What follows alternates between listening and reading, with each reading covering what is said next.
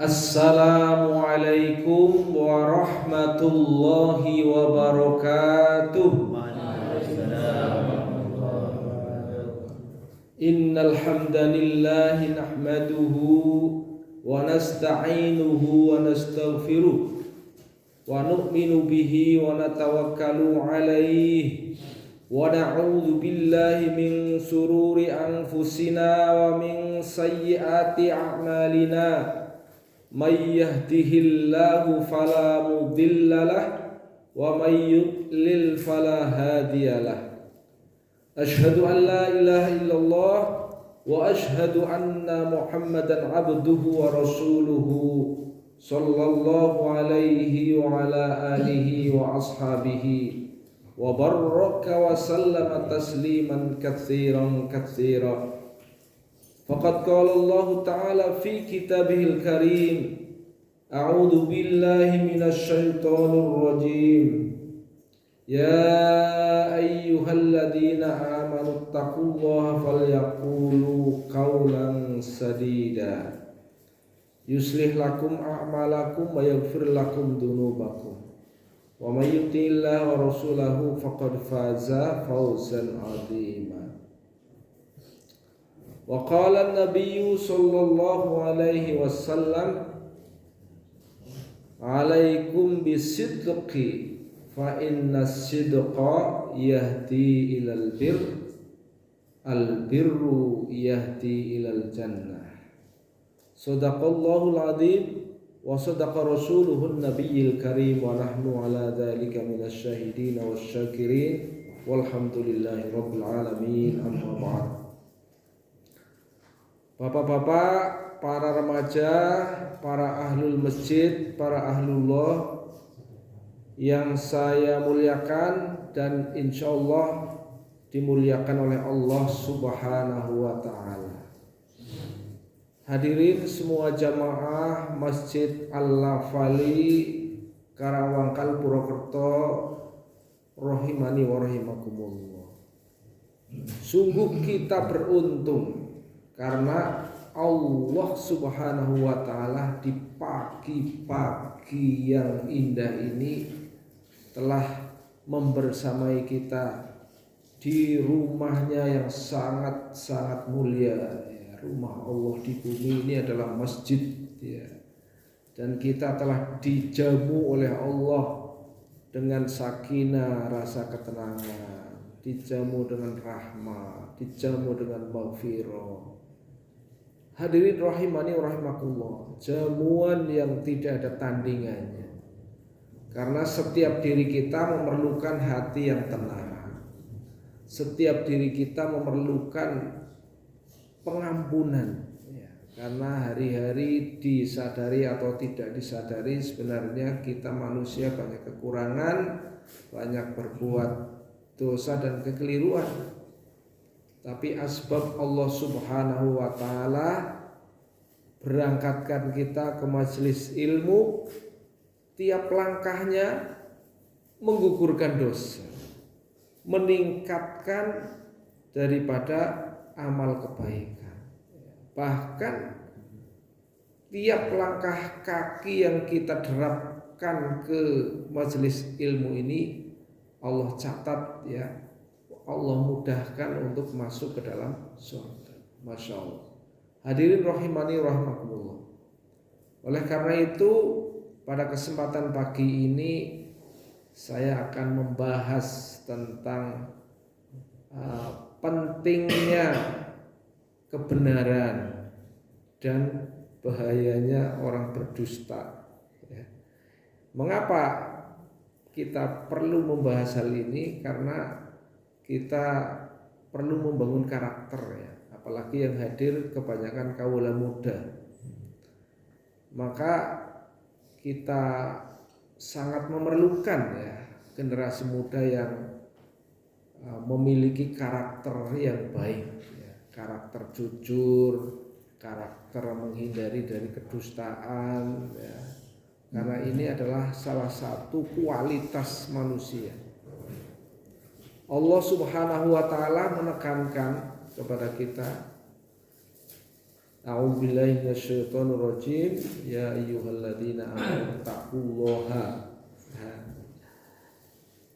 Pertama, menyeru kepada manusia, kepada orang-orang yang beriman untuk bertakwa.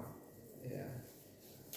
Nah, takwa sebenarnya sosok yang komplit karena seluruh kebaikan berkumpul di situ dan seluruh kemungkaran telah sirna dari situ. Ya. Jadi sosok komplit, sosok yang komplit seorang manusia itu adalah manusia yang bertakwa, yang dijamin oleh Allah. Dengan takwa itu akan dimudahkan urusannya. Ya, dengan takwa itu maka Allah Subhanahu wa taala akan memasukkan ke dalam surga. Dia akan memiliki kemuliaan di dunia dan kemuliaan di akhirat. Nah, salah satu unsur takwa yang disebutkan di ayat itu ya adalah falyattaqullah falyaqulu qaulan sadida. Hendaklah kalian berbicara menyerukan qaulan sadida, ya, perkataan yang benar. Perkataan yang benar itu adalah perkataan-perkataan yang wajib dijunjung tinggi dalam diri setiap manusia. Karena apa? Kebenaran yang didasari atas kalimat la ilaha illallah itu adalah kebenaran yang sangat asasi. Karena setiap diri manusia itu apabila ada dalam dirinya kebenaran, maka pasti Allah akan mengarahkan kepadanya suatu kebaikan. Dan setiap kebaikan yang ada dalam diri kita, pasti Allah akan mengarahkan kita kepada surga. Makanya Rasulullah menegaskan, alaikum bisidqi fa inna sidqa yahdi ilal birri al birru yahdi ilal jannah. Bahwa bagi kalian, atas kalian adalah wajib bagi kalian. Jadi alaikum bisidqi, ya, wajib bagi kalian untuk berbuat kejujuran, kebenaran, keadilan, ya. Jadi kejujuran, kebenaran, keadilan, as-sidq, ya, itu menjadi penting karena apa? Fa inna sidqa yahdi ilal bir. Karena kejujuran, kebenaran, keadilan itu, ya, itu akan menuntun kalian kepada kebaikan.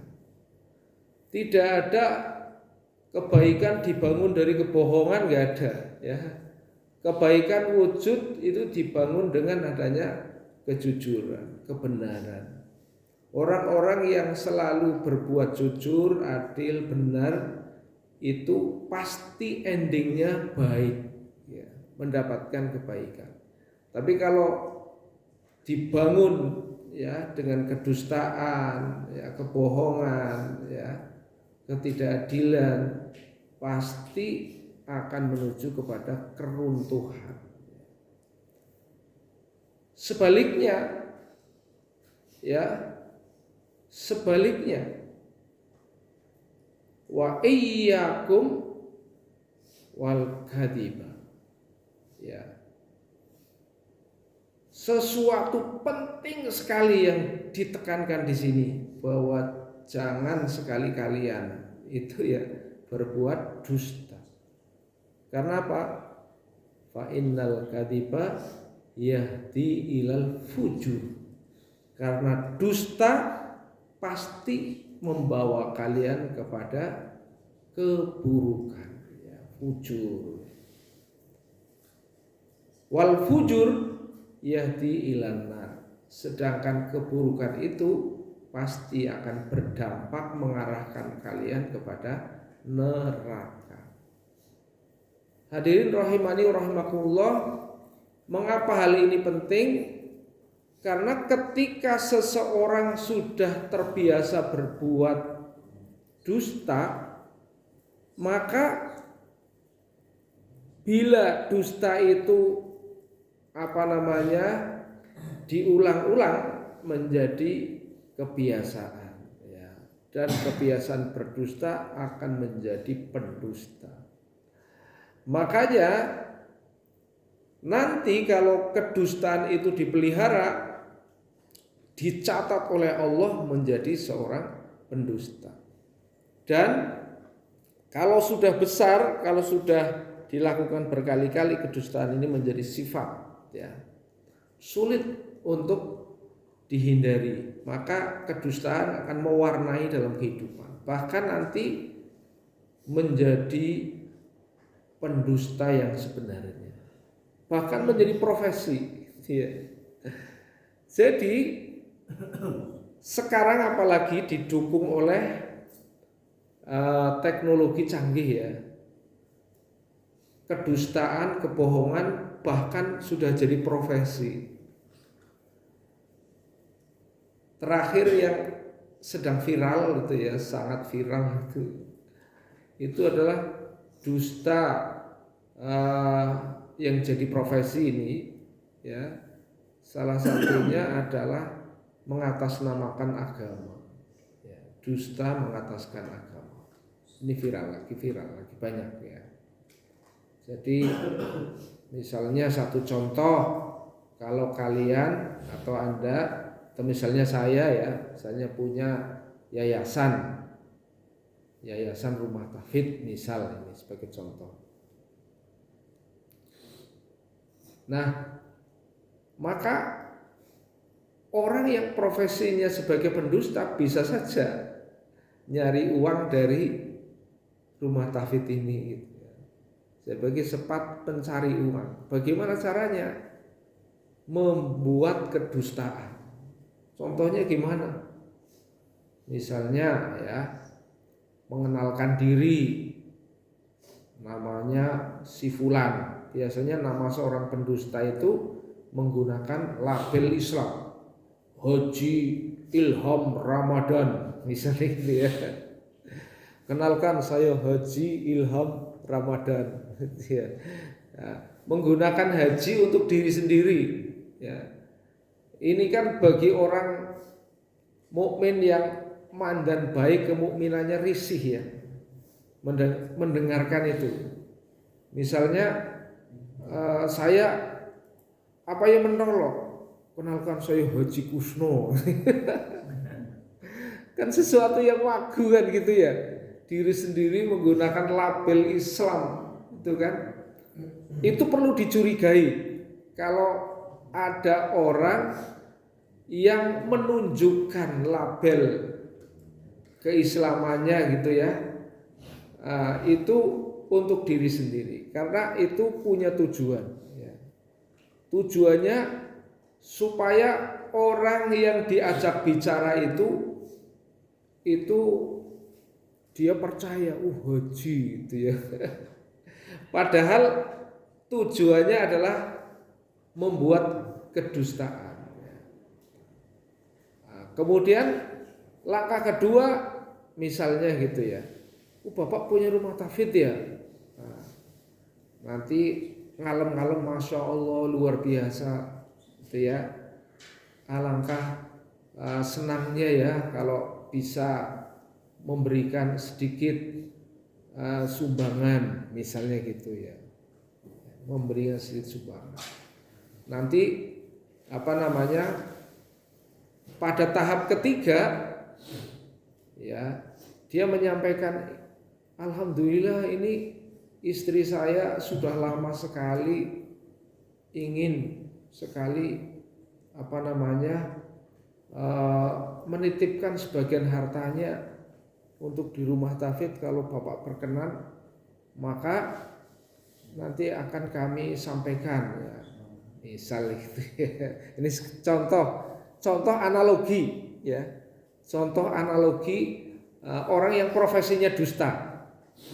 Nah, maka kalau ada nomor asing, ya, kalau ada nomor asing masuk ke WA kita, jangan mudah percaya. Jangan mudah percaya. Caranya bagaimana? Dicek dulu nomor asing itu. Jangan langsung iya macam-macam. Ya. Zaman sekarang itu kehati-hatian menjadi ikon orang yang insya Allah tidak mudah tertipu.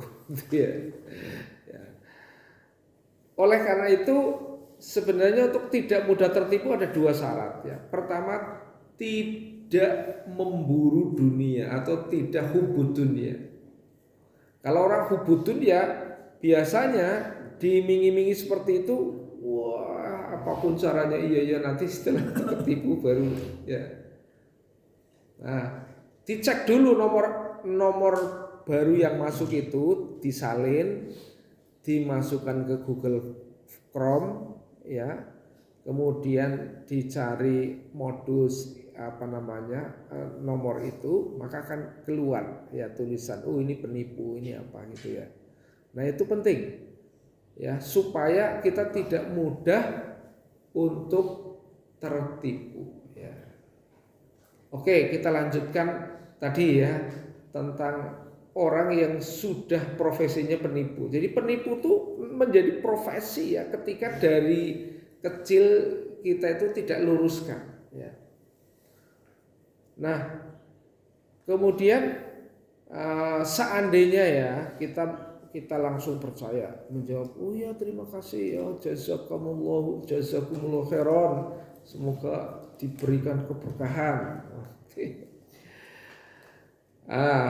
Oke, setelah itu, oh ya Bapak, nanti akan segera kami kirimkan rekening ke Bapak, mohon nomor rekeningnya Bapak.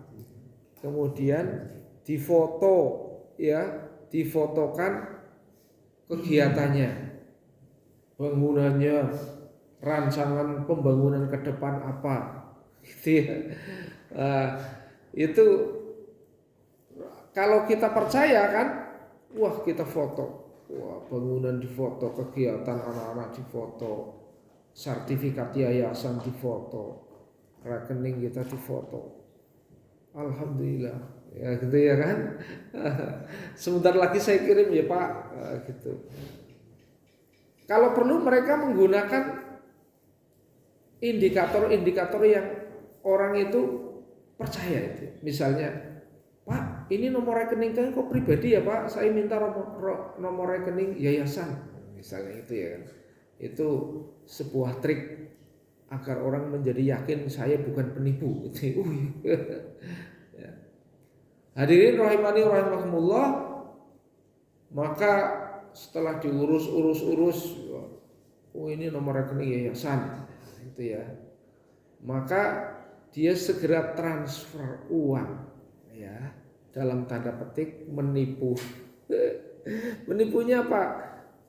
Mengirimkan bukti pengiriman, tapi bukti pengiriman itu adalah editan. Jadi, saya ngirim misalnya 75 juta. Gitu ya. Contohnya. Atau 17 juta. Yang diinginkan oleh ini berapa? Tergantung rancangannya gitu ya. Rancangannya sekian. Ya. Akan dikirim sesuai dengan itu. Tapi ya nanti ya orang yang tidak hati-hati dia akan ini sudah terkirim gitu ya. Maka kebanyakan orang itu percaya dengan bukti transfer itu. Ya. Padahal bukti transfer itu adalah palsu. Dia editan. Ya. Jangan mudah percaya. Harus dicek dulu. Harus dicek dulu di bank, ya, apa betul ya. Nah, kalau tidak, dia akan kirim lagi sinyal. Ya. Pak, tadi istri saya itu mau mengirimkan ke 2 lokasi, kedua tempat, tapi kekirim ke bapak semua, gitu ya.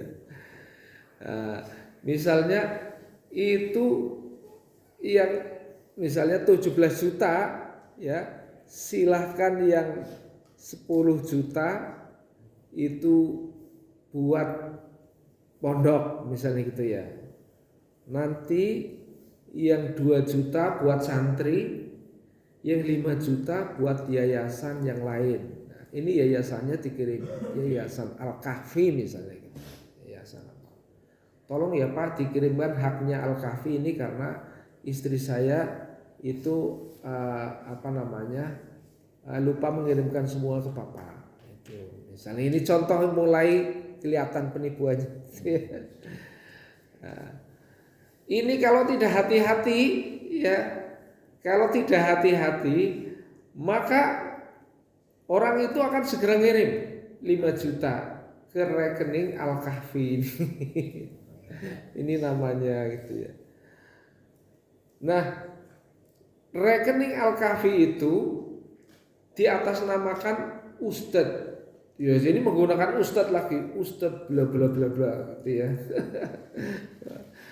Yang notabene itu mungkin orang yang sama tapi menggunakan nama palsu yang berbeda ya. Dan Ustadz yang ditunjuk itu dia mengirimkan gambar.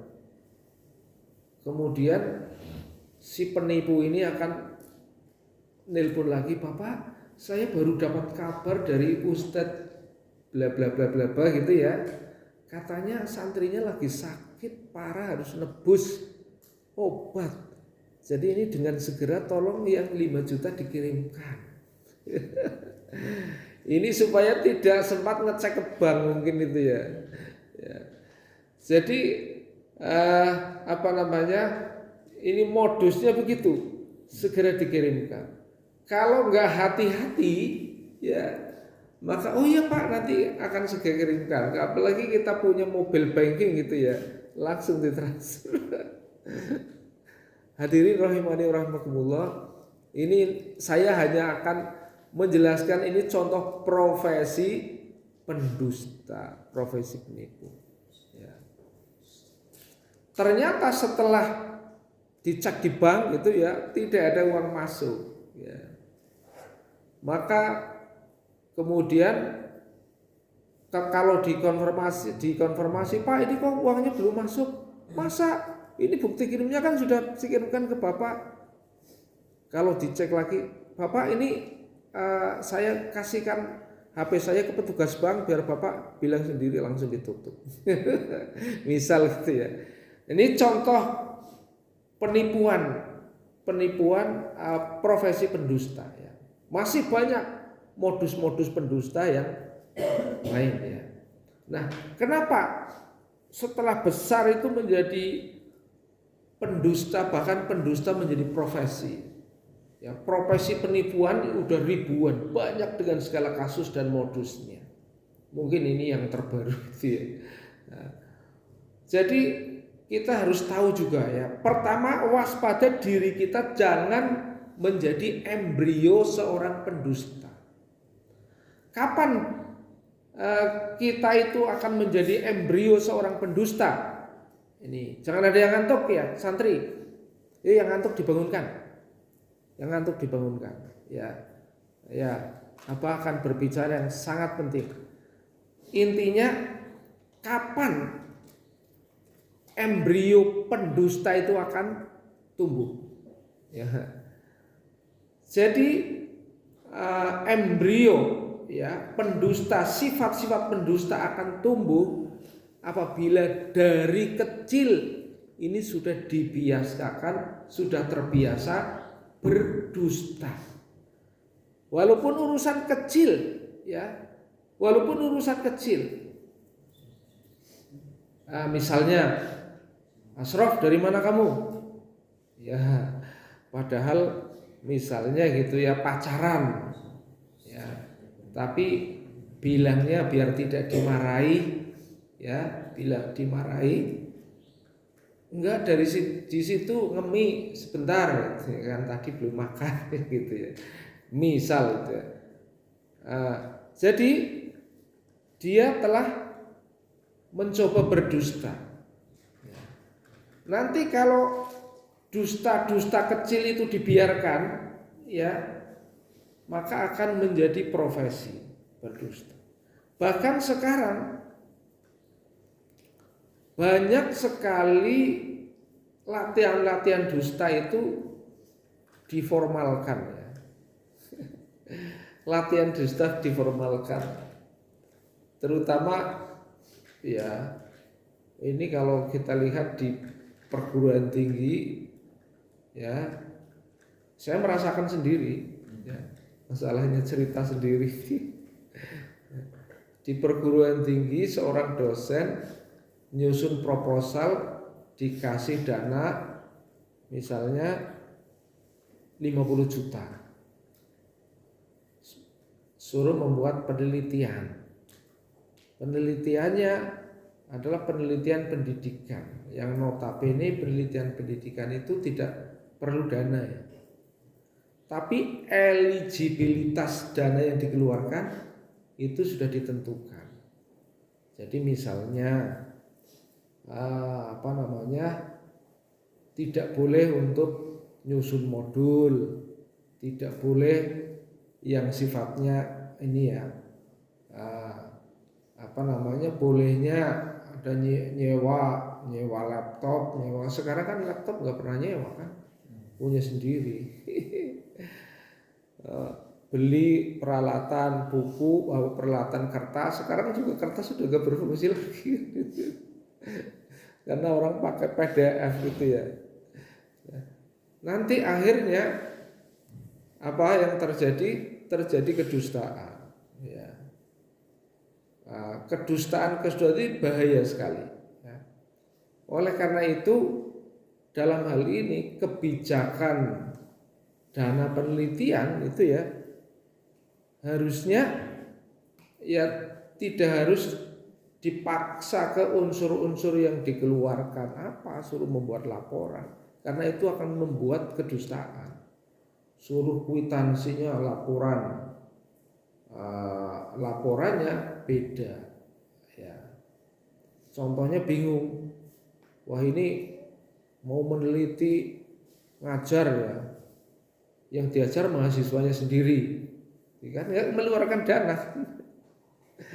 Nah itu eligibilitas dananya keluar apa gitu ya, kan bingung itu.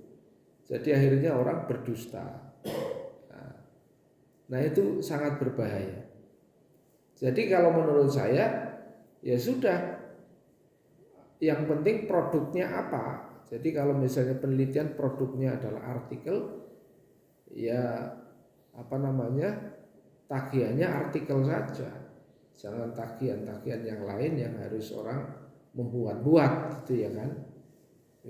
Akhirnya perjalanan dihitung ya dan sebagainya itu ya.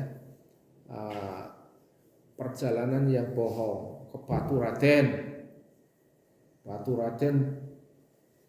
100.000 ya, padahal karsisnya hanya 15.000 gitu. Nah, saya paling tidak suka itu ya, terus terang saya protes itu, saya paling tidak suka. Jadi sudah ngasih uang 50 juta ya silakan buat penelitian, buat karya, nanti yang ditagih jangan kwitansinya, yang ditagih ya produknya aja, mana laporannya, mana artikelnya, kan gitu, logikanya kan gitu ya. Nah itu yang banyak latihan bohong ya. Jadi bohong yang dilembagakan itu. Hadirin rahimani wa rahimakumullah. Oleh karena itu sebenarnya dalam Al-Quran dijelaskan orang yang bohong itu innama yaftaril kadiba, hanyalah, kata innama dalam bahasa Arab itu menunjukkan pembatasan ya. Innama yaftaril kadiba, sesungguhnya hanyalah orang yang bohong itu alladzina la yu'minuna bi ayatillah, adalah orang yang tidak beriman dengan ayat Allah. Wa ulaika humul kadzibun, mereka itu adalah seorang pendusta. Jadi orang pendusta itu adalah orang yang nanti mendapat hukuman yang berat. Hukumannya apa? Hukumannya adalah alladzina la yu'minuna bi ayatillah. Mereka dicabut imannya dari ayat-ayat Allah. Ya. Jadi orang kalau sudah dicabut imannya ya dari ayat-ayat Allah, kan repot kita mau belajar Quran, belajar apa udah dicabut. Ngapain kan ya? Oleh karena itu tadi, jangan sekali-kali kita membiasakan berdusta, walaupun itu hal yang menurut Anda dianggap kecil, dianggap sepele. Karena nanti kedustaan yang sudah dilakukan terbiasa, tercatat lalu sebagai seorang pendusta, dan pendusta itu yahdi ilal fujur, dan al fujur yahdi ilal nar. Ya, ujung-ujungnya pasti tiada lain adalah neraka. Ini menjadi sangat penting ya. Jangan sampai kita bohong ya. Misalnya izin ke abah, bah, izin ada renang bersama kelas gitu ya.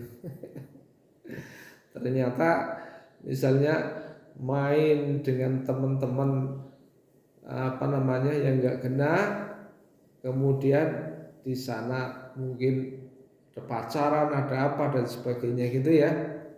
Ini masya Allah, naudzubillah min dzalik. Jadi orang yang misalnya di aturan di rumah tafid ya, aturan di rumah tafid kalau pergi itu izin ya. Ada yang tidak pernah izin. Ini ciri awal ya, berangkat pleng supaya apa? Tidak kelacak. Ya. Ini kemana ini? Nggak tahu ini. Ya. Ini saya sampaikan ini kepada para santri ya, supaya jangan dibiasakan pergi tanpa izin. Kemudian kalau itu nanti dibiasakan kepada orang tua juga begitu tanpa izin. Nanti kalau dibiasakan Anda sudah jadi suami, sudah jadi bapak, ya. Kalau yang putri sudah jadi ibu, nanti nggak pernah izin, ya. Kemana 3 hari, berapa hari, 2 hari nggak pulang, istri nggak tahu kemana, suami nggak komunikasi. Sudah jadi istri juga bisa begitu, terbiasa tidak izin, karpe dewe gitu ya. Ini sangat berbahaya. Oleh karena itu, mari ya kita biasakan berbicara jujur, berkomunikasi dengan baik supaya kita diselamatkan oleh Allah. Terakhir saya akan membuat perumpamaan. Jika kalian ya itu berbuat kebohongan, dibiarkan. Itu laksana ya sebatang tumbuhan ya yang masih muda, dia tumbuh bengkok. Bila tidak diluruskan, dibiarkan bengkok, maka nanti menjadi kayu besar bengkok pasti, dan tidak bisa diluruskan karena sudah menjadi sifat. Dan itulah ibaratnya orang yang nanti kedepannya menjadi profesi bohong, profesi pendusta, dibangun dari hal-hal yang kecil ya, yang oleh karena itu kita harus mulai dari diri kita sendiri. Membangun kejujuran, komunikasi sangat penting ya. Karena ini dulu ketika Nabi ini, di zaman Nabi ada seorang yang datang kepada Nabi, "Ya Rasul, saya pengen masuk Islam, tapi saya tidak bisa meninggalkan zina. Boleh apa tidak?" Kata Nabi, "Boleh." Ya. Masuk Islam ya, tapi tidak mau meninggalkan zina. Boleh apa tidak? boleh. Tapi ada satu syarat. Apa syaratnya ya Rasul? Jujur. Iya. Jujur syaratnya, ya jujur. Maka dia merasa ringan, kalau hanya jujur gampangan itu ya. Merasa masuk Islam gampang, hanya syaratnya jujur. Bareng beberapa hari dia habis berzina, itu kan ditanya oleh Nabi, dari mana kamu? Wah, mulai kelimpungan, bingung ya. Mau dusta, sudah berjanji ya. Akhirnya habis menzinai ini. Itu kan? Maka Nabi menepuk tangannya ke dadanya, ya. Apakah kamu punya ibu? Punya. Bagaimana perasaannya kalau ibumu dizinai orang lain? Wah, saya nggak terima. Apakah kamu punya istri? Punya. Bagaimana bila istrimu dizinai orang lain? Kemudian Rasulullah menepuk tangan ke dadanya sambil berdoa, ya Allah, ya Allah, ya Rasulullah berdoa, hindarkanlah zina dari orang ini. Ya, maka semenjak didoakan oleh Rasul, tidak ada perbuatan yang paling dibenci oleh orang itu kecuali zina. Ya. Jadi jujur itu membawa kepada surga. Hadirin rahimani rahimakumullah. Oleh karena itu maka jadilah kita orang yang jujur. Fal yaqulu qaulan sadida. Ya, perkataan yang benar, perkataan yang jujur, perkataan yang didasari la ilaha illallah. Ya, itu yang dapat saya sampaikan pagi ini. Semoga Allah membimbing kita ke jalan yang benar, ya, dan memberi kekuatan kita supaya kita dijauhkan dari keburukan. Terima kasih atas perhatian. Mohon maaf atas segala kurangan. Billahi taufiq wal hidayah. Wassalamualaikum warahmatullahi wabarakatuh.